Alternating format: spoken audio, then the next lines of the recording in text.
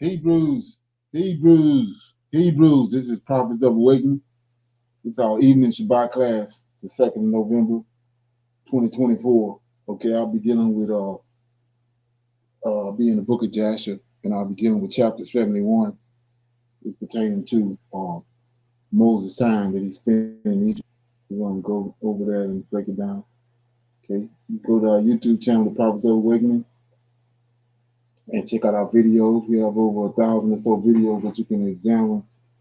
Check out the scriptures. There's a lot of information given, and the videos will connect dots for you and lead you into the truth of the Holy Scriptures. And if you like what you're hearing and receiving, I'm asking you to like, share, and subscribe to the channel. It would be greatly appreciated. Okay, and we have our cash out in case somebody wants to support the channel, help it move along. Okay, that would be appreciated also. This is a non-Masonic channel. We deal with Tanakh and the Torah. Tanakh being the Old Testament, so-called Book of Remembrance, and the Torah is the first 5 books of the Old Testament that were given to Moses by our Redeemer, Lord of Hosts. Shalom and welcome to the channel, and welcome to our evening Shabbat class. We're going to do our normal, which is a moment of silence, Sabbath prayer. We have Psalms, then we have the current events, global news. Then we're going to deal with some need to know information. Open it up for some Q&A and dialogue, and then we'll go into our topic, JASHER chapter 71. Okay. This moment of silence is for the Lord of Hosts, and all that he's doing to bring about our prophesied deliverance in his last day. Oh Lord, we come this day, bow down and honoring you, praising you, and believing in you. And we thank you for your wisdom and your knowledge that you have poured out upon us. Okay. And we see you now within the Holy Scriptures, oh Lord, and we trust you with all our heart and soul. Keep not that silence, but shine forth on our enemies, and with thy great power and thy great glory. Peace be unto you. Okay. So with that, I'll read a psalm. Okay.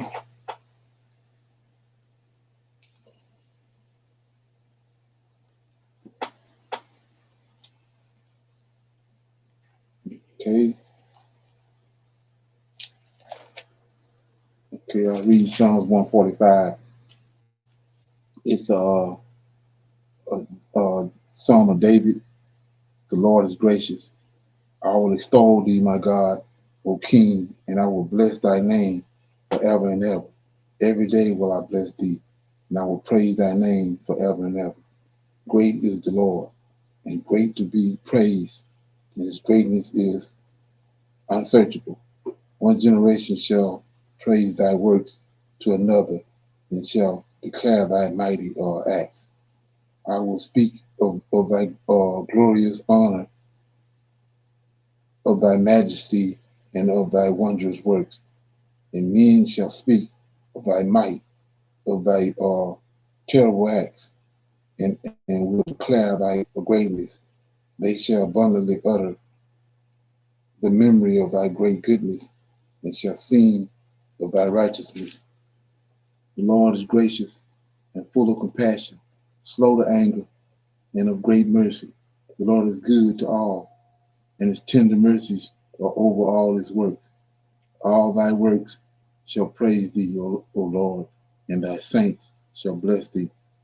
They shall speak of the glory of thy kingdom, and talk of thy power, to make known to the sons of men his mighty acts, and the glorious majesty of his kingdom. Thy kingdom is an everlasting kingdom, and thy dominion endureth throughout all generations. The Lord upholdeth all that fall, and raiseth up all those that be bowed down.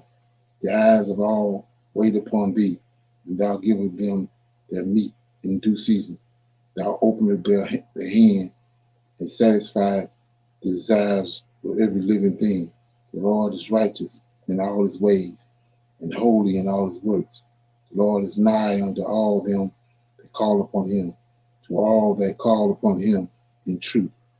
He will fulfill the desires of them that fear him. He also will hear their cry and will save them. The Lord preserveth all them that love him, but all the wicked will he destroy. My mouth shall speak the praises of the Lord, and let all flesh bless his holy name forever.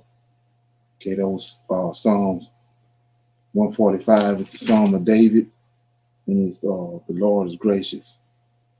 Okay, anybody have any comments on that? Okay, anybody have any comments on that? Okay, we go to our current events, right?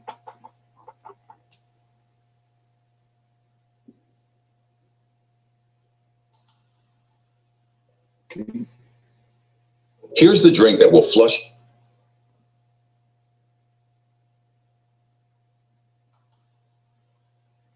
Pandemic here in the United States could actually be closer than many people originally imagined. Today, we learned some very troubling things, and I want to explain what is happening at this time, because what we now know having to do with the bird flu and infecting birds, then cattle, then people, and finally pigs. Yeah, look at this. It says bird flu was detected in a pig, and it could be a tipping point threatening human transmission. Today, we're going to discuss exactly what is going on here, why what is going on with pigs is threatening to the human life. Now, I'll break all this down in just a moment, but all I ask is one thing. It takes 2 seconds. Go ahead, hit that like button if you enjoy these daily updates. And now, let's begin.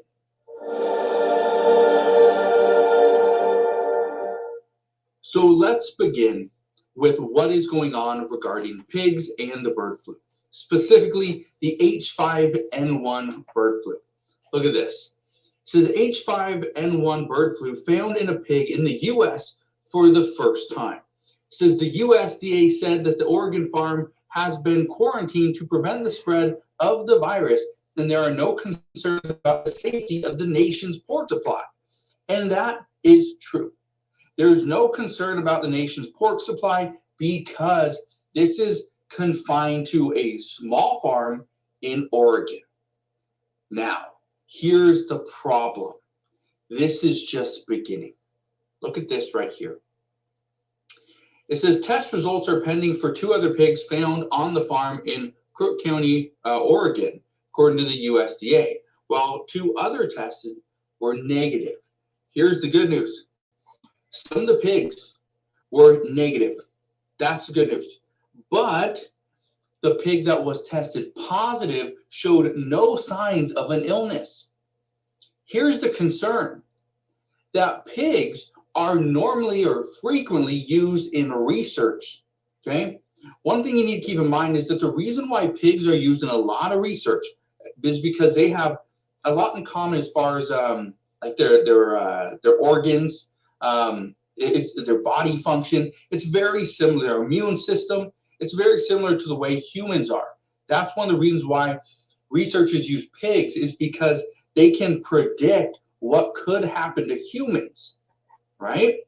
Now, I want to show you, I want to actually read this to you though.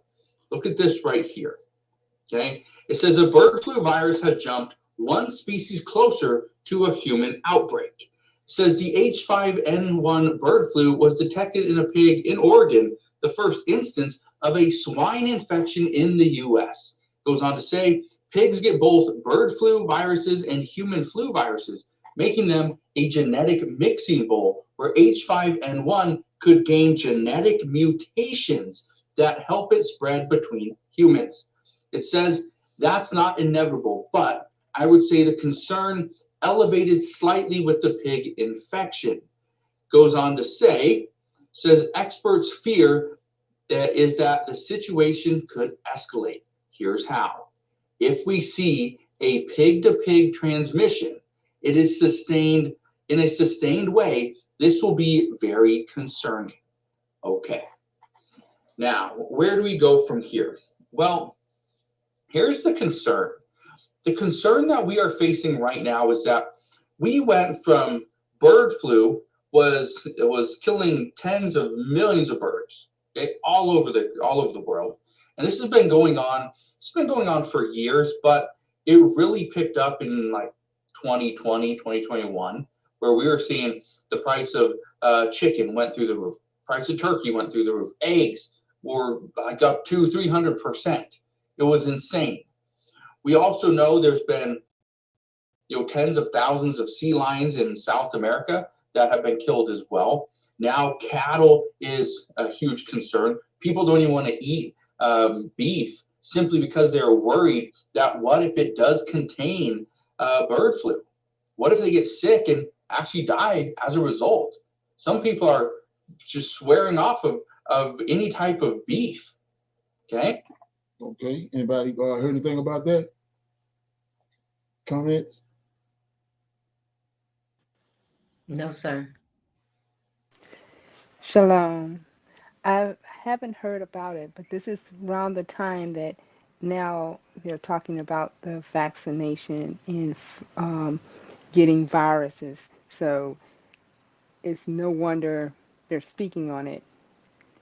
And being that it's around election time again, we have to, they've been doing recalls on vegetables, recalls on meat. When he was mentioning about the bird flu in the pigs, but they've been actually testing pigs, giving transplanting with humans with the pig heart and things like that, seeing how they will work, because they, just like you said, they're more like humans functions. So it's something to really look into, because who's to say that the meat been recalled at one point where the virus comes out huge, like the COVID virus came out. There's something in this here coming up to the end of this year. It seems to be, because this has been mentioned before. 2 years ago, seems like every winter they're talking about less viruses in animals. Right, exactly right. My thing is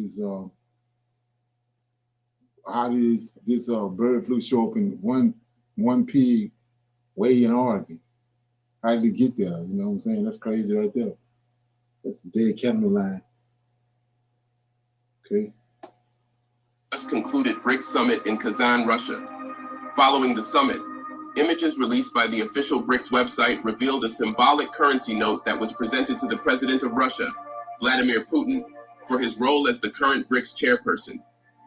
This has fueled speculations about the possibility of a unified BRICS currency in the near future. The question is, will it be a new BRICS note, or the Chinese yuan, or even the Russian ruble? What is the significance of this mysterious currency? Let's find out. Since the de-dollarization campaign began, the concept of a BRICS currency has been floated around and discussed within the bloc. However, the current expansion of the bloc, the intense economic pressure from the West, have intensified the discussions of a common BRICS currency. In fact, in November 2023, Russia's former advisor to the president and economist turned politician, Sergei Glazyev, made a huge announcement on the formation of the upcoming BRICS currency. According to Sergei, the BRICS currency is already in the works. He confirmed that the new BRICS currency is almost ready for launch and needs fine-tuning before its release. The BRICS currency is almost ready and needs political consent, he said. He further added that, in order to launch this currency, we need the political consent of the BRICS countries. 3 of which have already expressed their support for the idea of introducing a new currency through their heads of state. Okay.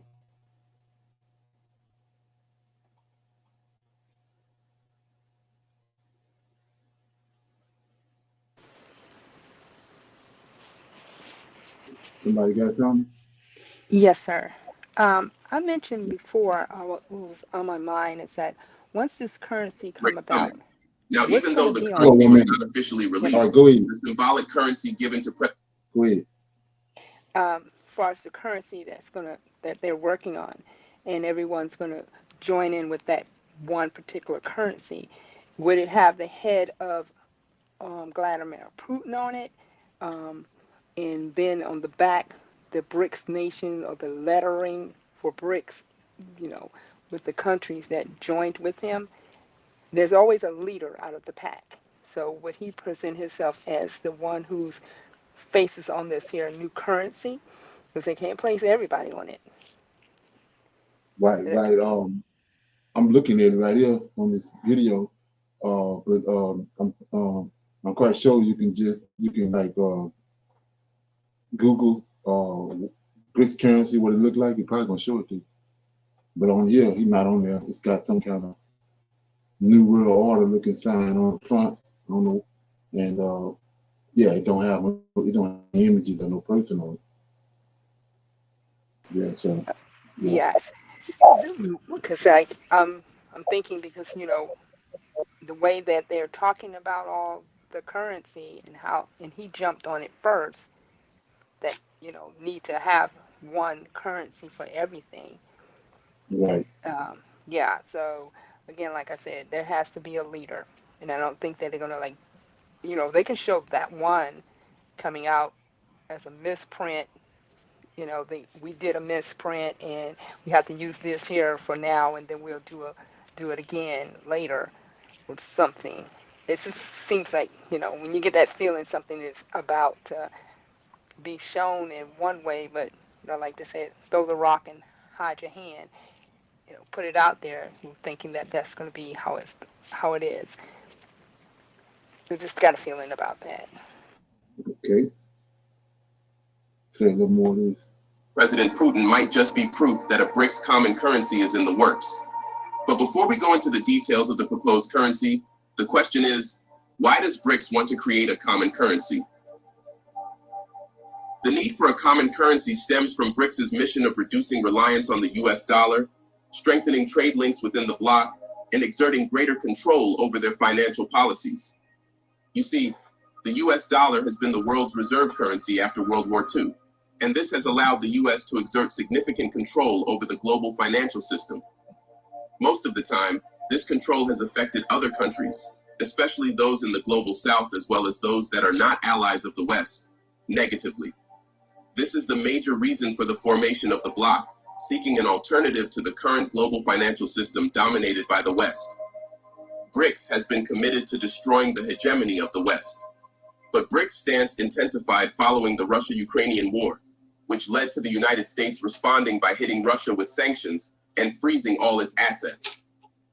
Now, the reason why the US could do that is because Russia, like every country in the world, stores the majority of its assets in the US dollar as a result of the petrodollar agreement, which essentially made it mandatory for all countries to purchase oil with the US dollar.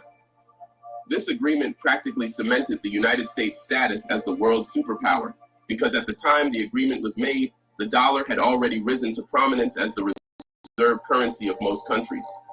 It also increased the value of the dollar against other currencies, thus leading to the hegemony of the United States. As the world power in terms of military and economics, the United States has used its power as a weapon and political tool against other countries that stand against its interests and allies. Several countries around the world, including China, Russia, Zimbabwe, and others, have suffered under the hegemony of the US as it uses sanctions as a weapon.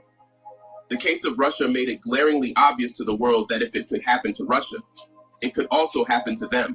And this is how the de-dollarization campaign began with BRICS. Right. So that's why the currency. That's why they're coming together as one to come to one agreement on what the currency going to be, because they want to usurp the dollar. Okay.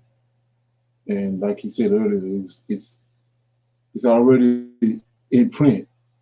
It's just a matter of them bringing it out. They're trying to time it, I guess. They want to time it. Anybody else got anything on that? Like I said, you want to see that, what it looked like, you probably Google it and then show it to you. Yeah, got some need to know information right here. This goes back to what I was talking about this morning, how they setting everything up for Kamala Harris to win because they want chaos. We go another one of those, what you call them, subliminal messages they doing right here. Check it out. For the immensely important 2024 This election, was, we're witnessing 4 hours significant ago. developments on both sides. 4 hours ago. Voter turnout has already reached unprecedented levels, shaping the race in unexpected ways. Harris's support remains solid, while Trump holds firm, showing surprising strength amid shifting poll numbers. However, new polls just released show that one candidate is clearly taking the lead. As we enter these crucial final days, let's take a closer look at how the electoral map is unfolding. Starting in Washington, Harris commands a solid 19-point lead according to recent polls, placing the state securely in the solid blue category. This strong Democratic support aligns with Washington's history and keeps it firmly in Harris's column. California, where Harris's deep political ties date back to her tenure as Attorney General and U.S. Senator, shows her leading Trump by 24 points, marking it as a solid blue state as well. California's consistent Democratic backing strengthens Harris's position and boosts her influence across the state. In Oregon, Harris leads by 12 points, confirming the state's status as likely blue. This consistent margin throughout the cycle reinforces Harris's grip on the West Coast, securing a Democratic sweep across the region. Nevada has become one of the most thrilling battlegrounds this election cycle, with Trump currently leading by a narrow tilt margin, according to the latest Marist poll. Clark County, the state's largest and a critical Democratic stronghold, will be key to determining the outcome here. Although Republicans have made recent inroads, Harris's campaign is relying on strong turnout in pivotal Democratic areas to reclaim Nevada as Election Day approaches. This razor-thin margin makes Nevada a true toss-up, and both campaigns are intensifying their efforts in this final stretch. Before we continue, don't forget to hit the like button and subscribe to stay up to date on everything related to the 2024 election, 2020, when he won the state by substantial margins. With limited polling data available, Iowa is classified as lean red, but remains a state to watch for any last-minute shifts. Illinois continues to show a solid lead for Harris, who is currently ahead by 18 points, placing the state firmly in the solid blue category. Indiana, on the other hand, is expected to favor Trump heavily, with a double-digit lead in line with past results, making it a likely win for him.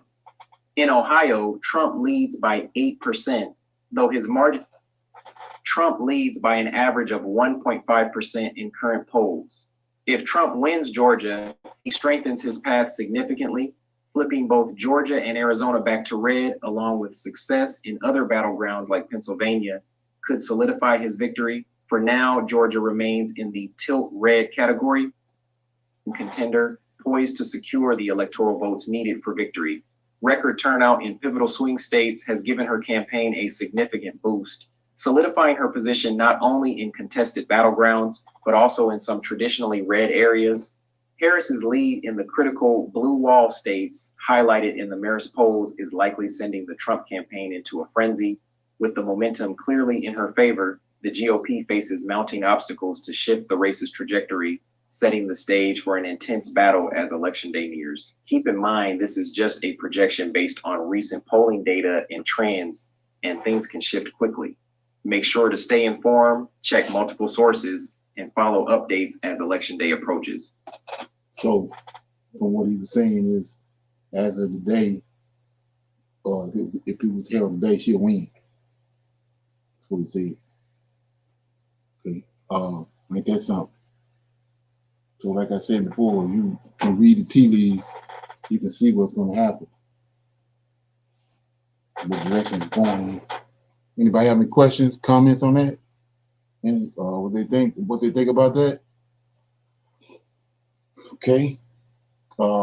I'll open it up for some Q&A. Anybody have any questions from this morning, during the week? Anything they came across they want to talk about? Get some clarity on it? Shalom. This morning when we were in JASHER 78, and let's see, let me get there. Sorry, JASHER 78, and you talked about Eleazar, and who was he? And he was one of Moses' son from Zipporah.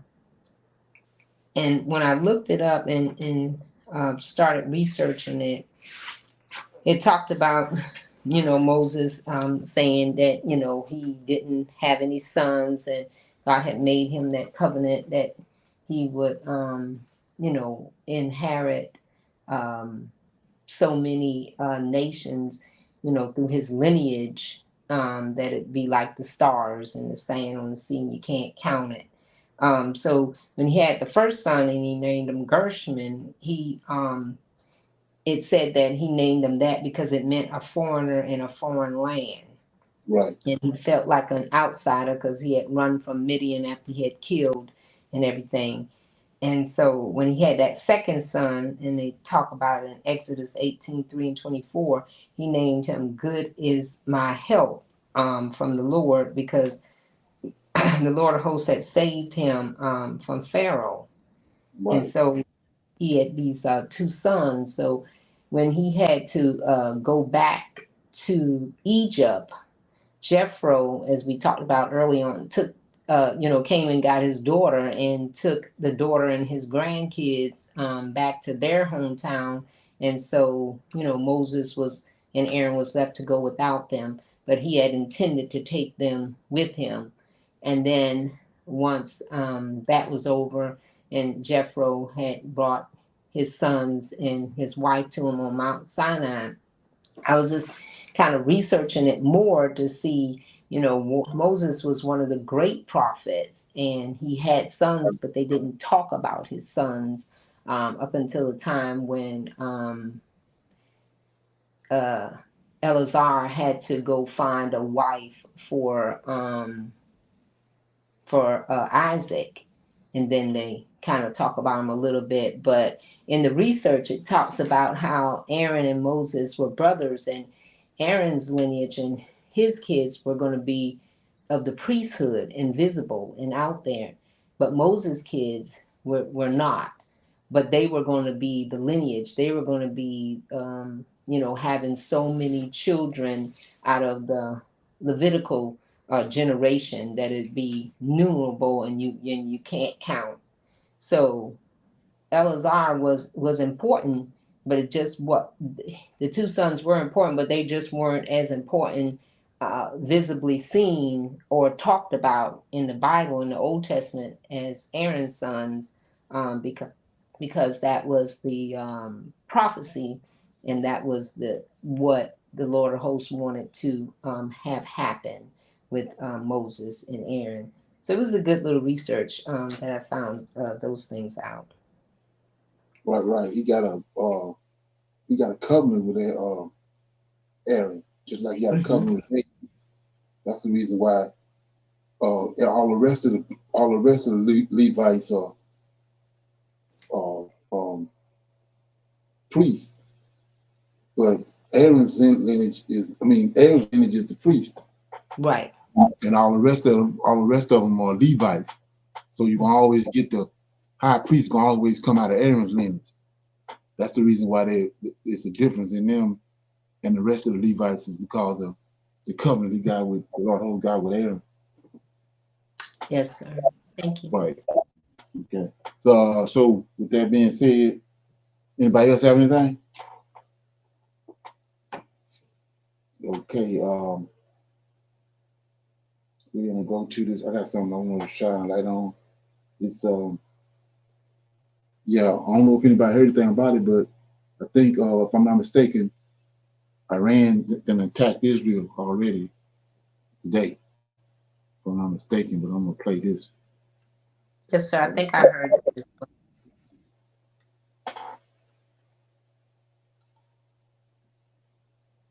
Okay. Most people have no clue that in 2023, the best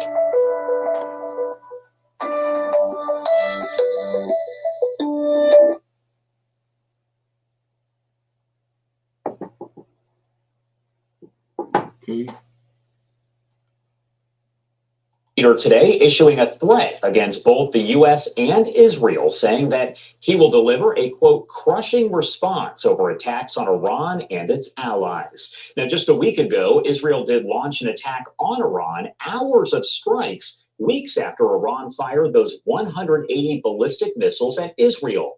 Now, there are questions about the extent of Israel's damage to Iran, but also whether Iran will strike back. Today, the official X page for Ayatollah Ali Khamenei posted this right here on your screen. He said, quote, the enemies, whether the Zionist regime or the United States of America, will definitely receive a crushing response to what they are doing to Iran and the Iranian nation and to the resistance. So Iran and his proxies are not only threatening Israel, but they're threatening the U.S. too, to attack here in America. Front. Amid the growing tension between Israel and Iran, the U.S. is sending bomber aircraft, fighter jets, and more Navy warships to the Middle East. U.S. Defense Secretary Lloyd Austin ordering several B-52 Stratofortress bomber aircraft, a squadron of fighter jets, tanker aircraft, and Navy destroyers. The Pentagon says they will start to arrive in the coming months, and at the same time, the USS Abraham Lincoln will head back home. Obviously, as always, so much to discuss, so I do want to bring in a good friend of the show here. We have Mark Chandler, the Director of Government Relations and Professor of Practice at Coastal Carolina University and a former Senior Defense Intelligence official. Thank you so much for taking the time, as always, Mark, to be here with us today. You're quite welcome, and good morning, Josh. Good morning. Well, first off, want to talk about the aircraft, the fighter jets, all of that are being sent over to the Middle East by the U.S. What does that say to you about how the U.S. feels about the situation there in the Middle East? Does it say anything overall? Yeah, absolutely it does, Josh. And I think what it says is the U.S. still has some serious concerns about the stability and the threats that Iran poses to Israel and to our forces, because that quote you just read is very telling in how the tone has changed this week from the supreme leader. But first, I'll talk about those deployments. What's actually going to happen is that the Theodore Roosevelt, the carrier that is near the Gulf of Oman, it was extended on its deployment for some time. Remember, they brought that from the Pacific Theater. So it has to leave, and it'll probably be leaving in 2 to 3 weeks in time. That would give us a significant gap in defensive and offensive capability in the region. So what we're doing is we're trying to ensure that there's no dip in coverage, if you will, for those capabilities. And so we have routinely put B-52s. They'll probably go to Diego Garcia in the Indian Ocean. So we'll put several B-52s down there that can deliver a very powerful blow to Iran or any of the other threats. Seems like to me he's giving them the warplane. They're in the region. And then the other ships that they're talking about, I would call those cruise missile shooters and some air defense assets. So we want to ensure that while this threat remains, that we have both that offensive and defensive capability. Some of it will start to occur in the next few days to a couple of weeks, and some is going to spread out a little bit longer, so that as one force posture is here, we make sure we keep it balanced as we work our way through that entire process. But if I can, that threat from Khamenei is very serious in that his tone shifted from 1 week ago, where he said, we don't want to make this bigger than it was, or we don't want to make it smaller than it was. But he's come out very aggressive, and I think we're starting to see some intelligence indicators that Iran may strike back with its axis of resistance, and that includes its proxies from Hezbollah, the Iranian-backed Shia militias in both Syria and Iraq, and the Houthis. So a combination, and this is one of the scenarios I had talked about earlier, being a worst case scenario is Israel could be attacked along with the United States forces in the region from multiple axes of attack, from within Iraq, within Syria, Hezbollah going. So if they launch this coordinated and simultaneously, that would be a significant threat and something that would be difficult to defend against. So we're going to have to be on our toes at least through Election Day. That's what some of the indications are talking about, or soon after Election Day, as the United States is struggling domestically to figure out what's going on. Our enemies could take advantage of this internationally. We are looking at one of those live images that we. Okay. Any comments on that? Like I said, I think that they've attacked them already, and I think they did a lot of damage. It's probably gonna come out tomorrow, but I couldn't really get nothing solid on it because it was all live, right? So might want to check that out when you get off the phone, or get off this line, or in the morning. Okay. Any comments on that? Anybody have anything on that? Like I said, I'm expecting it to go to the 100 before the election. Okay. So with that being said, we're gonna go to I'm gonna read Jasher chapter 71, and then if I have a little time, go to 72. So I'm gonna go to Jasher chapter 72, 71, and it's pertaining to Moses and when he was in Egypt, and right before he left, his reason for leaving Egypt. Okay, let me get it.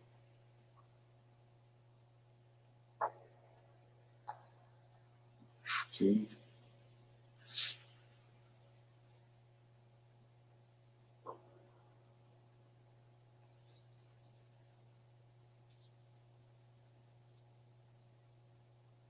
Okay.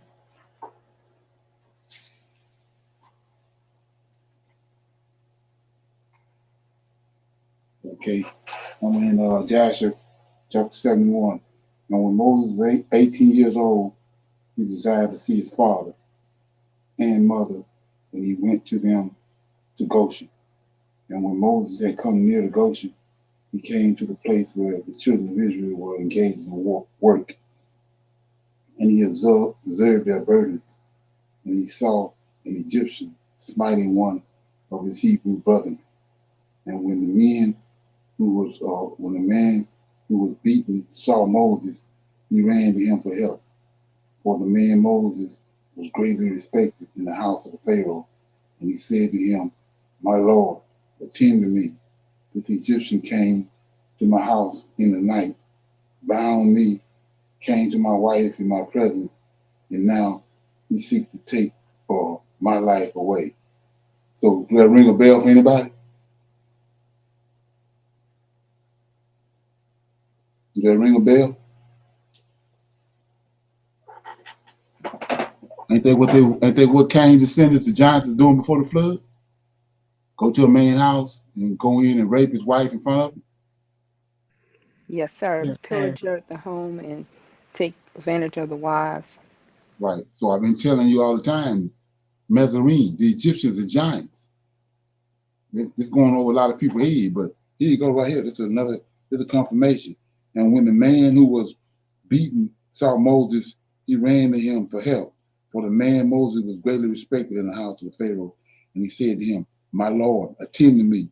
This Egyptian, Mezarine, came to my house in the night, bound me," see that? Bound him, tied him up, came to my wife in my presence. Now he seeks to take my life. So he laid with his wife in his presence. Go to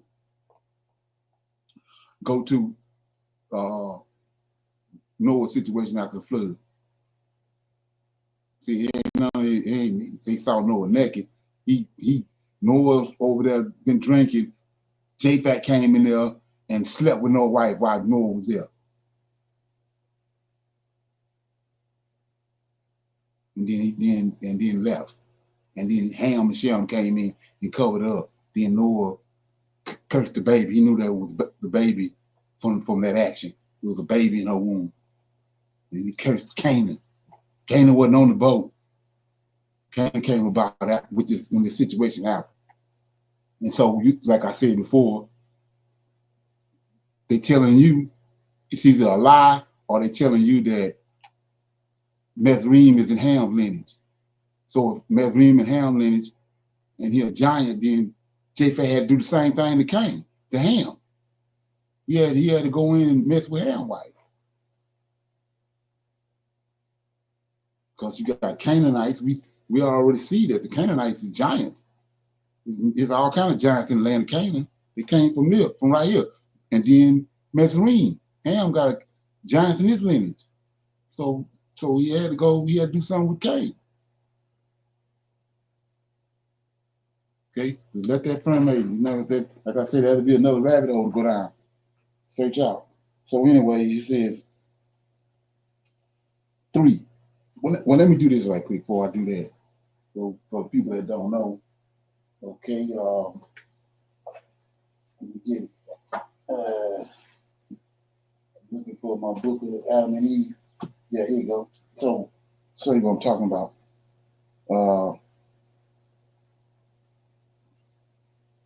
So this before the flood, right? This Japheth, Cain's lineage. So it says, start at verse 7. Then when Satan saw that Tubal Cain listened to him and everything he told him, he rejoiced greatly, and he increased Tubal's understanding until he took iron, and with it he made weapons of war. Then when he was drunk, that's what Abraham was. I mean, Noah was. When he was drunk, hatred and murder increased among them. One man would use violence against another, and Satan would teach him evil, in that one man would take the other man's children. See that? Not just the wife, children, and defile them before him. That's the big thing. He don't want to sleep with the kids by somewhere in the woods somewhere where nobody don't know. He want to do it. He want to do it in front of the daddy, in front of everybody else. Then 9. And when the men saw that they were vanquished, just like this man, he saw Moses come and he saw he was vanquished, and he saw that the others were not beaten. Those who were beaten came to Tubal and took refuge with him, and he made them part of his group. Then sin increased among them greatly until a man married his own sister or daughter or mother or others, and his daughter and the daughter of his father's sister's first cousin, so that there was no more distinction of relationship, and they could no longer discern which was sin and which was not, but always were wicked, and the earth was defiled with their sin. So this way, this inbred, this is where the inbred come from. This is where all the, like I said, when David got there, by the time David get to Jerusalem to conquer it, he says that David looked and saw all the misfits, all the degenerates, and his soul hated it. His soul hated the lame and the blind, because they wasn't lame and blind and disfigured on accident. It's because of this right here. And then they had already had their genealogy was already mixed up, because they had mixed angelic DNA with human DNA, and it don't mix. That's how you get all those deformities. Like I said, that's how David was able to chop what's called Goliath's head off. If you go back and read the story, Goliath, he was not needed, and he had all these deformities. He was a giant, but he had all these deformities. And he told David, come on up here where I can close.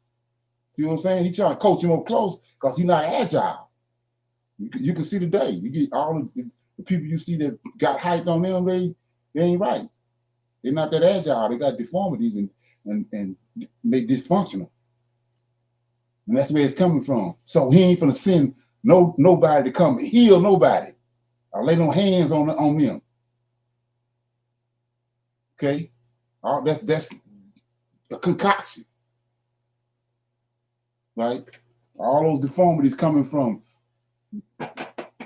what they done. When the giants just came down, and then all this inbreeding. And so he told him, get a male and a female from all flesh and put them on the boat. He put Cain, Japheth, and his wife, which is out of Cain's lineage. He had to get a male and a female from Ham's lineage. Then he had his own son, Shem. And as soon as the water receded, and Noah started drinking wine and celebrating. Japhet went right back to business like they were doing before the flood. Went in and raped Noah's wife while he was intoxicated, rejoicing. Okay, it's like I said before, it don't take a rocket scientist to figure out that he had to do the same thing with Ham. Because Mesrine was a giant. There ain't but one way to get a giant. From a fallen angel, or another giant went into it, descended from the giant. So that's another story for another day. But like I said, you can go and do that research on that. So anyway, like I said, verse 2 says, and when the man who was beaten saw Moses, he ran to him for help. For the man Moses was greatly respected in the house of Pharaoh, and he said to him, my Lord, attend to me. See that? Just take you straight back to before the flood, right? But nobody sees that because they didn't hook the scriptures, took books out that you can't read. So he says, and when and the man who had been beaten saw Moses, he ran to him for help. For the man Moses was greatly respected in the house of Pharaoh, and he said to him, my Lord, attend to me. This Egyptian, this giant, came to my house in the night, bound me. See that? It ain't no like he had a chance. he might whoop the Egyptian out. He way more powerful and stronger than him. He's a giant. Then the Egyptian, and then let me get it. For the man Moses was greatly respected in the house of Pharaoh, and he said to him, my Lord, attend to me. This Egyptian came to my house in the night, bound me, and came to my wife in my presence. And now he seeks to take my life away. So, like I said before, now go to what happened to Moses. What happened to Abraham when he went to Egypt? He had to tell Sarah, tell these fools that I'm your brother, because they was going to do the same thing to him. They was going to get Sarah and kill him. That was his intention. But if the Lord of hosts wasn't there, the same thing happened to this man would have happened to Abraham. So anyway, he says, 3, and when Moses heard this wicked thing, his anger was kindled against the Egyptian, right? And he turned this way and the other, and when he saw there was no man there, he smote the Egyptian, hid him in the sand, and delivered the Hebrew from the hands of him that smote him. And the Hebrew went to his house, and Moses returned to his home, and he went forth and came back to the king's house. And when the man had returned home, he thought of repudiating his wife, for it was not right in the house of Jacob for any man to come to his wife after she had been defiled. So now this opened up another can of worms, because you got Negroes that want to, procrastinate with this understanding, with this knowledge. But it says right here. So we're trying to figure out how did Adam sin? We know the serpent went into Eve and got Cain. That's why Cain's so wicked. The serpent is his father. He's an angelic being, right? So look what it says. When the man had returned home, right, he thought of repudiating his wife. That's what Abraham tried to do. That's what Abraham's objective was, because she'd been defiled. So then look at the law. For it was not right in the house of Jacob for any man to come to his wife after she had been defiled. There's your answer right there. That's how Adam sinned. Okay, look at this. And the woman went and told her brothers, and the women's brothers sought to slay him, and he fled to his house and escaped. And on the second day, Moses went forth to his brethren and saw, and behold, 2 men were quarreling. And he said to the wicked one, why doest thou smite thy neighbor? And he answered him and said to him, who has set thee for a prince and a judge over us? Do you think to slay me as thou didst slay the Egyptian? And Moses was afraid, and he said, surely the thing is known. So here we go right here. This is a lot of hosts at work. Like I said, you got a question or you got something you wanted to answer, you're gonna answer it. Like I said. Verse 7, we talked this morning about, why some Israelites wicked and some good, right? Verse 7, this JASHER, chapter 71, verse 7. And Moses just saved them, right? Moses came and delivered them from the Egyptians because, he had strong on them. Verse 7, and he killed the Egyptian on their behalf. And on the second day, Moses went forth from his brethren. So these Israelites, he went forth to his brethren and saw, and behold, two men were calling to his brethren, Israelites. And he said to the wicked one, see that? One of them wicked. He said to the wicked one, why doest thou smite thy brother? See that? And he answered him and said, check it out. He answered him and said to him, who has set thee for a prince and a judge over us? Same thing Cain. We told Cain, the Lord of hosts asked Cain, where your brother at? Same response. See that? And he answered him and said to him, who has set thee for a prince and a judge over us? Dost thou think it to slay me as thou hast slain the Egyptian? And Moses was afraid, and he said, surely this thing is known. And the Pharaoh heard of this affair, and he ordered Moses to be slain. So God sent his angel, and he appeared unto Pharaoh in the likeness of captain of a guard. Check this out. So like I said, you want to know who's going to deliver us. People saying we got to fight. We got to do this and we got to do that. So we see right here that this wicked ass Israelite, not only did he call Moses out, but he the one when he told the Pharaoh. Let me read it again. He answered him in verse 8. He answered him and said to him, who set thee for a prince and a judge over us? Doest thou think to slay me? It's this Israelite man. Do you thinking to slay me? Don't nobody else know. Moses killed the Egyptian, but the Israelites that were standing there. So he says, do you plan on slaying me as thou didst slay the Egyptian? And Moses was afraid and said, surely this thing is known, the 9. And the Pharaoh heard from this crime, from this Israelite. Pharaoh heard of this affair, and he ordered Moses to be slain. So God sent an angel, right? So we're worrying about how we gonna get out of here. God sent an angel, and he appeared unto the Pharaoh in the likeness of a captain of the guard. So he came shape-shifted. He looked just like the captain of the guard. Let's not get that mistaken. So he came and appeared, and he looked just like the captain of the guard. Now watch what he do. And the angel of the Lord took the sword from the hand of the captain of the guard, took his head off. See that? Took his head off with it. The angel did this. Okay, let's look at it. So now let's go back to the dogma in the New Testament. So JC came and died for all mankind. But the angel came right here to the captain of the guard, chopped his head off. So it's got evidently a distinction between Israelites and other people. See that? So he chopped his head off, right? He says, took his head off with it, for the likeness of the captain of the guard was turned into the likeness of Moses. So when he killed the captain of the guard, he turned the captain of the guard appearance into Moses. So the Pharaoh would think that Moses was dead. That's why they didn't come looking for him. See that? So it says the likeness of the captain of the guard, and he turned and was turned into the likeness of Moses. And the angel of the Lord took hold of the right hand of Moses. Check it out. Took the right hand of Moses and brought him forth from Egypt, placed him from without the borders of Egypt, a distance of 40 days journey. So guess what? Everybody ought to know the story of 10 Commandments, the movie. It was a blockbuster movie.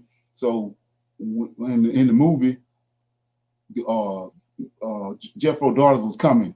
In the movie, the scene picks up where Jethro Daughters coming to water their animals, and Moses laid there, knocked out in the bushes. So right here, they left this out. It says, an angel of the Lord took hold of the right hand of Moses and brought him forth from Egypt, placed him from without the borders of Egypt, a distance of 40 days journey.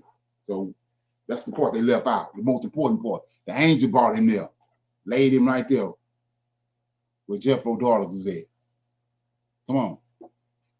So if you ain't seen the movie, go look at it. So it said 12. And Aaron, his brother alone, remained in the land of Egypt. And he prophesied to the children of Israel, saying, thus saith the Lord God of your ancestors, throw away each man the abominations of his eyes. We talked about this morning. And do not defile yourselves with the idols. See that? The idols of Egypt. And the children of Israel rebelled and would not hearken to Aaron at that time. So they dealing with the idols. Long before they made the calves at the bottom of the mountain, they was already dealing with the calf. See that? It says, and the children of Israel rebelled and would not hearken to Aaron at that time. And the Lord thought to destroy them. Or were it not that the Lord remembered the covenant which he had made with Abraham, Isaac, and Jacob. In those days, the hand of Pharaoh continued to be severe against the children of Israel, and he crushed and oppressed them until the time when God sent forth his word and took notice of them. Okay. That was it. That was 71. Anybody got any comments on that? I'm going to read 72. Anybody got any questions on that? So we see right here. Go ahead. No questions, but it gives a very vivid, it really brings it out how that that the giant came to him, being that he could not fight the giant. So when you put that in there, you know, that he was a giant, then of course he was scared. He let things happen because he couldn't handle it. You know, he couldn't take them on. And then coming to Moses, Moses has to be a very broad, big person, not a giant, but a broad person that he knew that he could take care of that giant. And so he ran to him. And also, like I'm listening and reading along with you, how the angel had, you know, used decapitated the man and had his face looking like Moses. So when Moses was a younger person at that time. So when he came back, I guess it was hard to recognize him at first because he's supposed to have been dead when he came back to ask to free the people. So he was a really young person at that time that he fought. Like you said, it was 18 years old. You talking about He was David? 18. No, Moses when he Yeah. So I think it said 17. 17 when he killed Right. him. So he was very young. So his features would change when he came. You know, when we were speaking of the Ten Commandments, his features. He was older, so he had changed. Because if not, they would have gone ahead and tried to kill him and said, this is Moses. He's not. You know, what I mean, he's not dead. And how can he rise up? And his head was gone. Right, exactly. Well, it says that the angel of the Lord, changed the appearance of the captain of the guard to his head looked like Moses. That's why Correct. So Moses was supposed to be dead. But when Moses came back to tell Pharaoh to let his people go, then his features were so not the same as he was when he was a young child, a young teenager. Right. Well, another thing about that struck fear in them because they thought Moses was dead, and then when they seen Moses, that struck fear in them. Like you said, I was reading this morning, the Pharaoh was terrified. See, not only because of the word, but he wasn't thinking Moses was. He thought Moses was dead. So he thinking Moses is. They looking at Moses now as a god because he didn't resurrect him. They think he didn't resurrect him. That's why his fame grew so much because they looking at him. They thinking that everybody thought he was dead. Yeah. So let me deal with this right here. Yeah, it says, brothers, you keep saying Japhet. Are you sure it's not Ham? So if you go back and look at in the beginning, in the beginning, Most High created a man and a woman. That wasn't Adam and Eve. Genesis 1:26. That was Ham. Like I said, Ham is not Noah's son.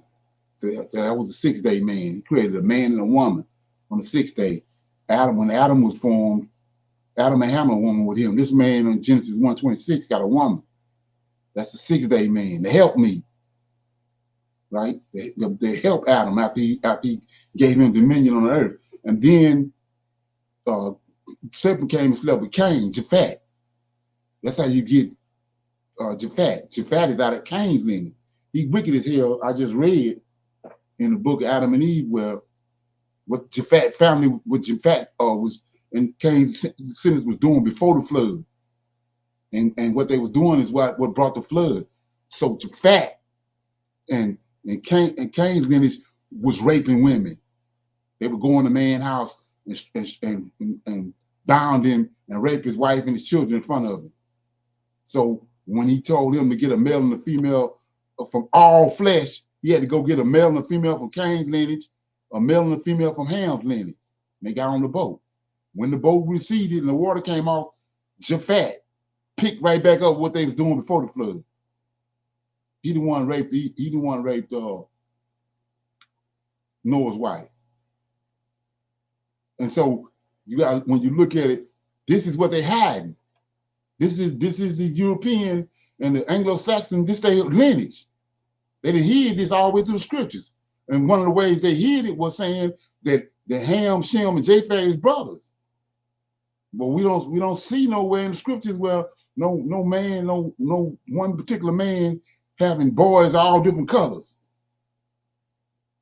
Got no European man having those sons and one of them black, one of them brown, one of them yellow. No. And we obviously can see that Japhet is blonde hair, blue eyes, red hair with green eyes. That's who Japhet is.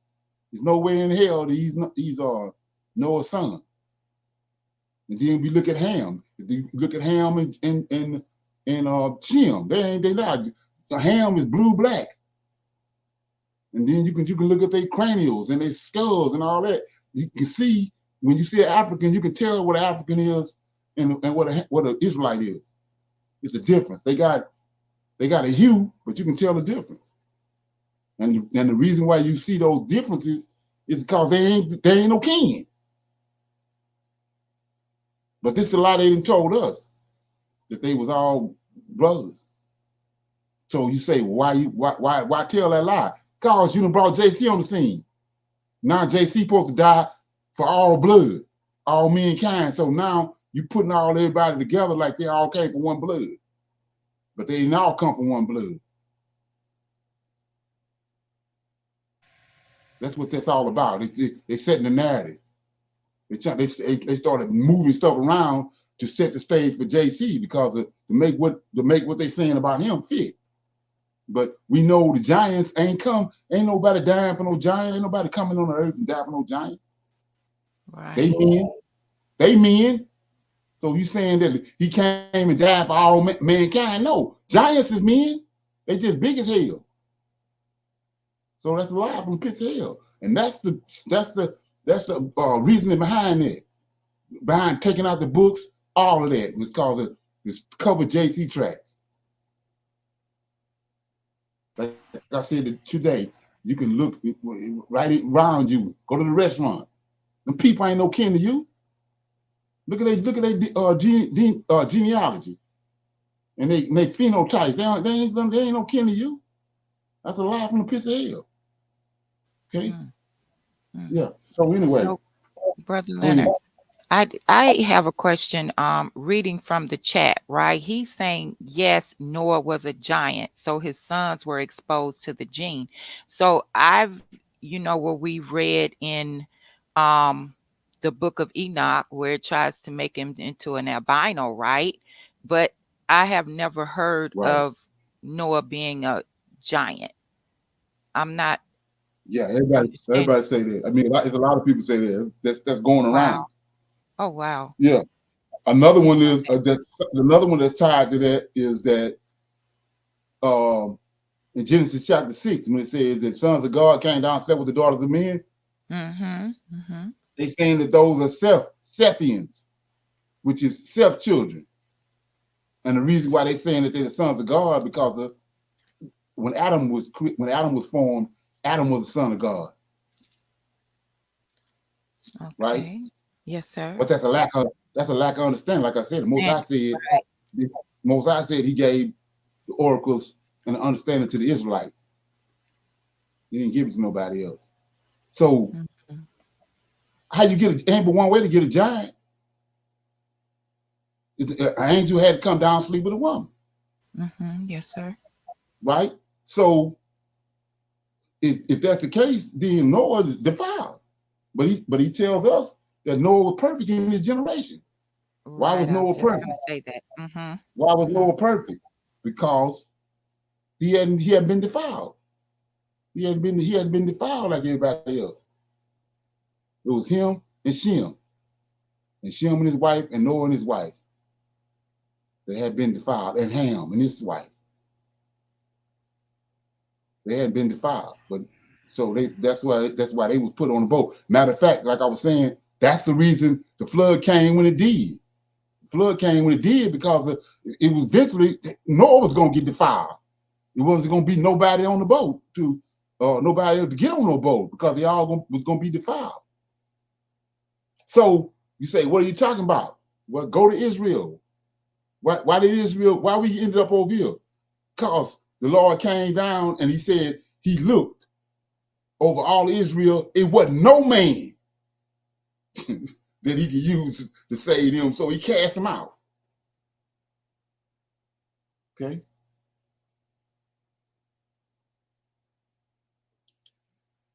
The book of Enoch. The explanation that Enoch gives for the reason Noah looks like an angel is Genesis 6. He said he is a giant of the flesh and not a spirit. Okay. Well, they said, let me get it. That's not yeah. Genesis 6. Genesis 6. Okay.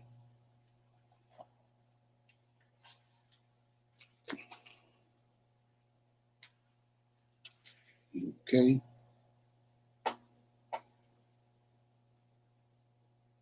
Genesis 6. It says, and it came to pass when men began to multiply on the face of the earth, daughters were born unto them, that the sons of God, these angels, saw the daughters of men, that they were fair, and they took them wives of all which they showed. And the Lord God said, my spirit shall not always strive with man, for that he also is flesh, yet his days shall be 120 years. So let me break that down. So he says, the Lord said, my spirit shall not always strive with man. So what's he talking about? Like I said, David keep telling you over and over, those that go down into the pit, those are angels, those are people that was bred with the angels. That spirit that's in them came down, it was came together by angels sleeping with a human. So that spirit didn't come from heaven. That's a mingled spirit. So he said right here, my spirit, the spirit that's coming down that he putting in the woman's belly when she conceived is not gonna always strive with man because of that's going away. That's why he had to hurry up and get Noah on the ark, because Noah was the only one left with the spirit that he put in him. So he said, my spirit shall not always strive with man. And then he cut down the years of their lifetime. He said, yet the days shall be 120 years. Then verse 4, there were giants in the earth.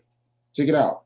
There were giants in the earth in those days, and also after that, when the sons of God came in unto the daughters of men, and they bore children unto them, the same became mighty men, which are men of old now. So like I said, there's no way you're gonna get a giant unless an angel go into a woman. So he's telling you right here, when the sons of God, giants was on earth, when the sons of God came in unto the daughters of men. It's the only way to get a giant. So that excludes Noah. Let's go to that verse. Says,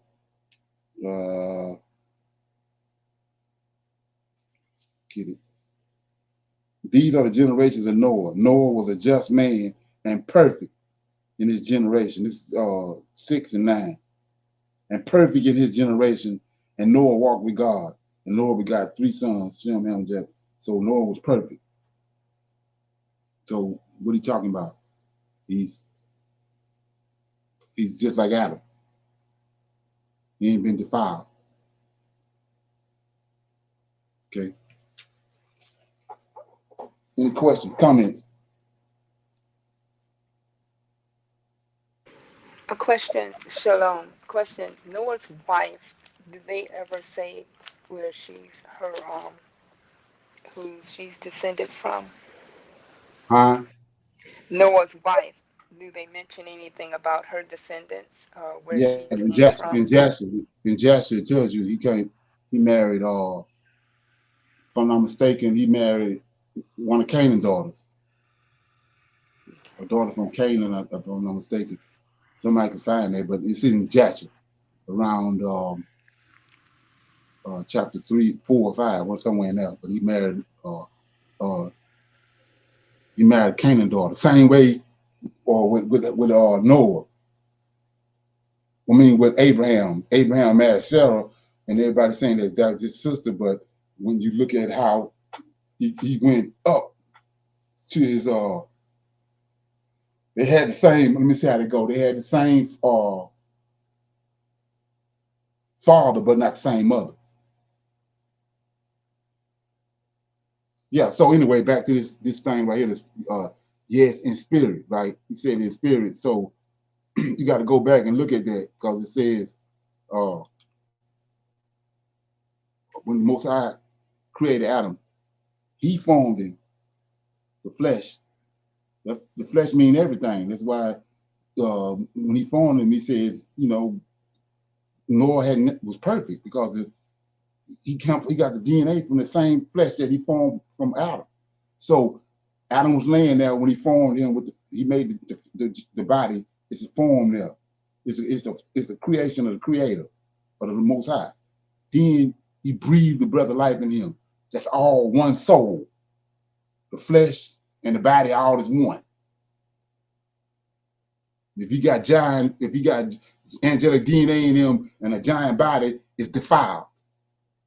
It ain't perfect.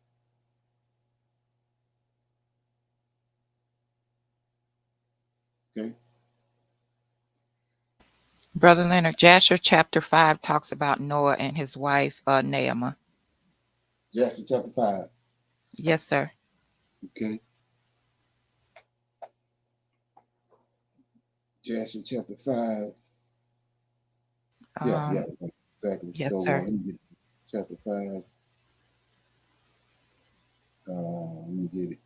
Yeah. I'm not trying to be difficult. I'm just trying to set the record straight, man. You know what I'm saying? Okay.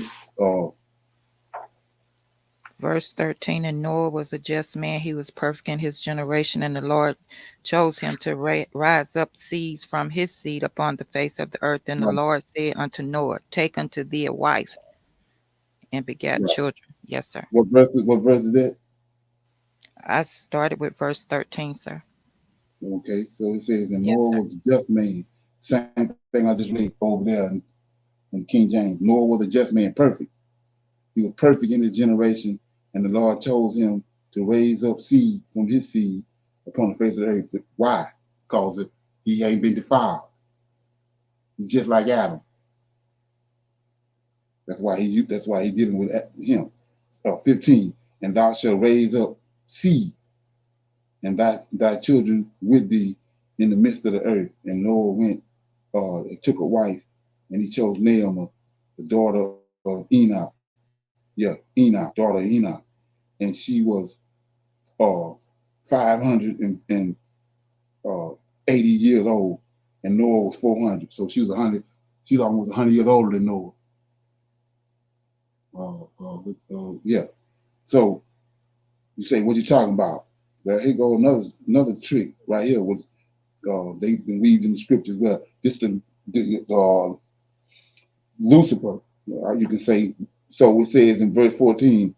The Lord said unto Noah, take unto thee a wife, and begat sons and daughters. Go up to 13. And Noah was a just man, he was perfect in his generation, and the Lord chose him and raised up seed upon the face of the earth.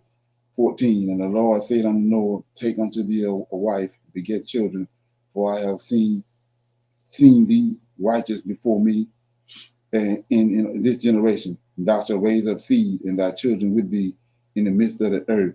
And Noah went and took a wife, and he chose Naamah, the daughter of Enoch. So let's say, what are you talking about? Well, let's go look at it.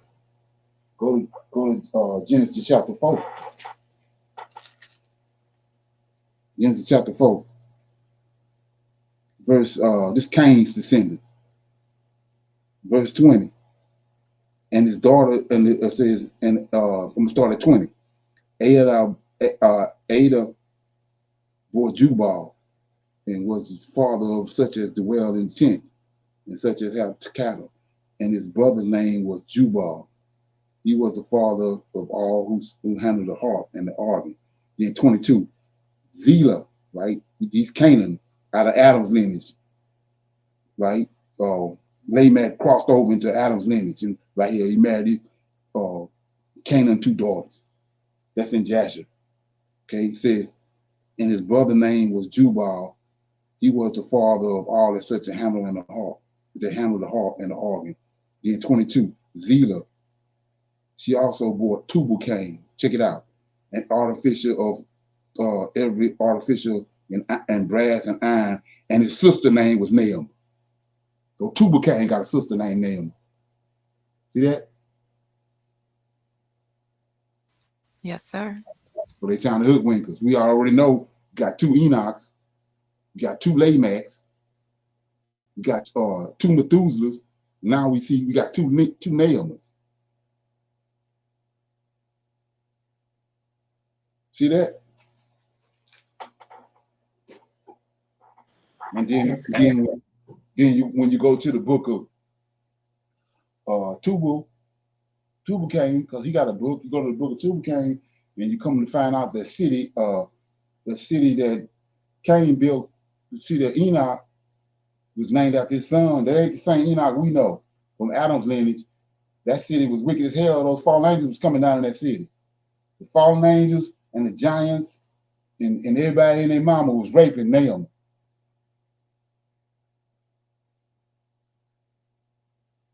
Okay. You guess so? So she had and the reason why they were so attracted to her, she had this beautiful voice. So you say, what you mean? She got Adam's genes in her, just like she got Cain genes in her. And then you see the other 2 boys, Jabo and Tubal, they mixed, they mingled. So they musicians, but they not out of Adam's lineage. But they didn't acquire some of the DNA from Adam's lineage by them 2 girls marrying Lamech, Cain's son.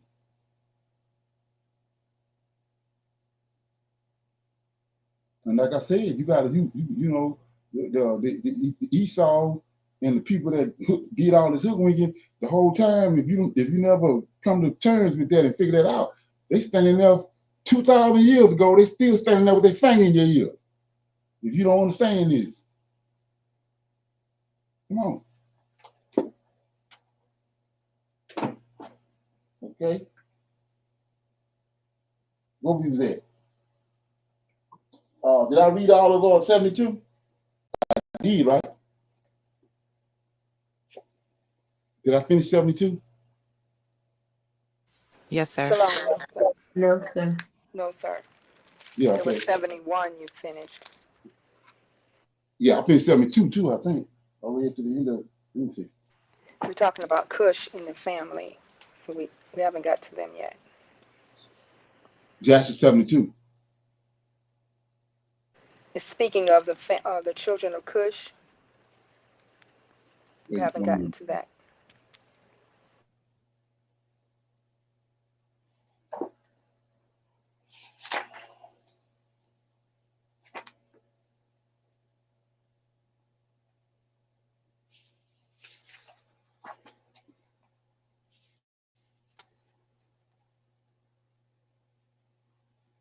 Okay, yeah, I'm gonna hold off on that. We already passed our time. I want to deal with this right here, right quick. So it says right here, all the giants came from Noah. Now, let's look at that, man. That's not the case. Let's look at it.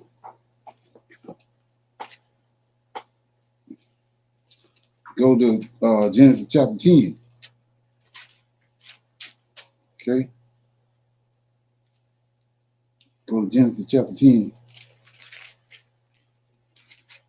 Go to Genesis chapter 10. This is the table of nations, right? And then you see that in 13 to 20. Like I said, you got to remember verse 6. Mizraim is a giant in verse 6. This is the sons of Ham in verse 6. The sons of Ham, Cush, Mizraim, Put, and Canaan. Like I said, let's just deal with Canaan right now. When the incident happened with Noah, Cain didn't get on the boat. So Noah said, "Curse be Canaan," but he didn't get on the boat. So where Canaan come from? Canaan come from that illicit sex act. When his wife got raped and he cursed the baby that was in the womb. You have to understand that. But then, so it's no giants before, you don't see no giants before that. Then you go down to verse 13, and Mizraim. See that? Then from Mizraim come all the giants. Not from Noah. See that? 13, Mizraim. When you understand here, a giant begot Ludin, all these giants. So you say, what are you talking about? Deuteronomy. Let's go to Deuteronomy right quick. Verse 2, chapter 2. There they are. Verses 10. Deuteronomy 2 and 10. The Eman dwelt in the time past, a people great and tall and many as the Anakim. And then you keep on going, it's giants all the way through Deuteronomy chapter 2. These same giants is in Genesis chapter 10, verses 13 through 20. They come from Ham lineage, not Noah. So they came on the scene after the flood. And like I said, when you go do your research, you find out Japhet is the one. Japhet is the one. Japhet is out of Cain's lineage. Japhet is not Noah's son. Let's look at that right quick, and then we'll close out. So we go back to chapter 10. Genesis chapter 10, right quick. Let's look at it. Chapter 10, right? Look at this. Go back to chapter 10. And there it is, right here. It says, chapter 10, verse 1. Now, these are the generations of Noah, right? Shem, Ham, Japheth. And unto them the sons were born after the flood. Now watch this, verse 2. Now this is the sons of Japheth. The sons of Japheth, Gomer, Magog, Midian, Javan, Tubal. See that? Who in the hell would name their son Tubal? Why would Noah name a son Tubal? Because that Tubal go back to Genesis chapter 4, Cain lineage. Cain got a son called Tubal. So you say, what are you talking about? Let's go to Ezekiel 38.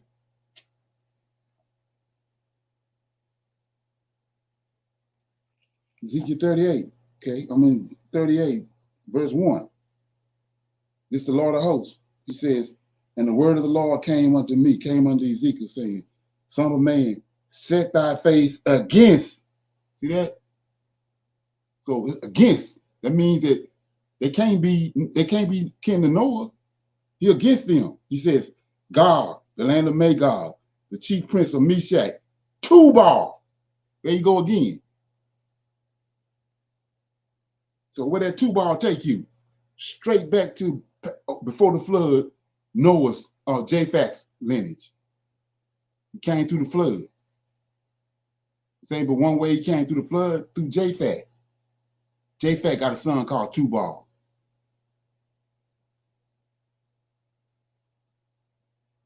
So they ain't Noah perfect. There ain't no giants in Noah lineage.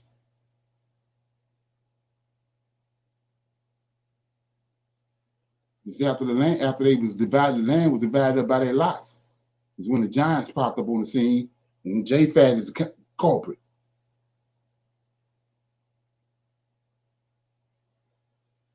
Okay.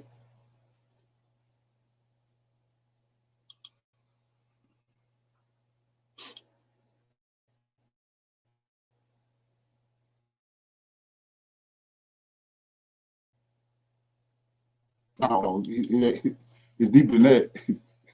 It's deeper than that. Like I said before, who would name their son? That's like me.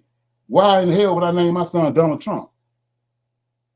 You know what I'm saying? You gotta think about that. And then those people way more conscious of names than we were. Why would he name his son Tubal? Why would any Israelite or any man from Adam descendants name his son Tubal? No, you trace their lineage. That's why they named him. They was adamant about their lineage.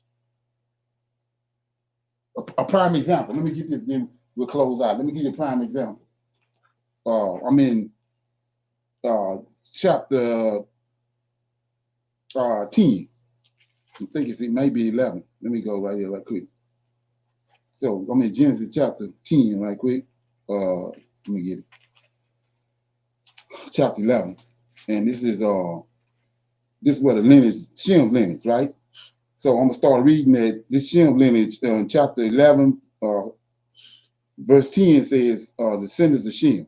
But I'm gonna pick it up in verse 17. And Eber lived after he begot Peleg. This out of Shem lineage, 430 years, and he begot sons and daughters. And Peleg lived 30 years, and he begot Reu. And Peleg lived after he begot Reu 209 years, and he begot sons and daughters. And Reu lived 230 years, and he begot Shiruk. And Reu lived after he begot Shiruk 207 years, and he begot sons and daughters. And Shiruk lived 30 years, and he begot Nahor. See that? That's one Nahor right here. Shiruk begot Nahor, right? Then 23. Shiruk lived after he begot Nahor 200 years, and he begot sons and daughters. And Nahor lived 9 and 20 years, and he begot Terah. See that? Now, then Nahor lived after he begot Terah 119 years, and he begot sons and daughters. Now, here you go. And Terah lived 70 years, and he begot Abram, Nahor. There go another Nahor. How you get the second Nahor? Because he named him after the name of the first one. See that? Same thing over there. He named him Tubal because he named him after this Tubal that's in Genesis chapter 4, Cain lineage. He lived before the flood. And when he came across the boat, on the boat, he picked back up and named one of his sons Tubal. You see that? Let's see. You can't get out of that. Ain't that something? And we know how important names are. Yes, sir. Okay. There it is. Okay. So with that being said, anybody else got anything they want to chop up anything before we go? That's it. Okay. Come on. So with that being said, let me get my thing right here. Yeah, so don't forget to subscribe to the channel. It'll help the channel move along. Keep forgetting to do that, but yeah. If you give me 90 seconds, I'll. Okay. Okay. Shalom, shalom, and another shalom. I see everybody. We got that women's line tomorrow at 5 in the evening.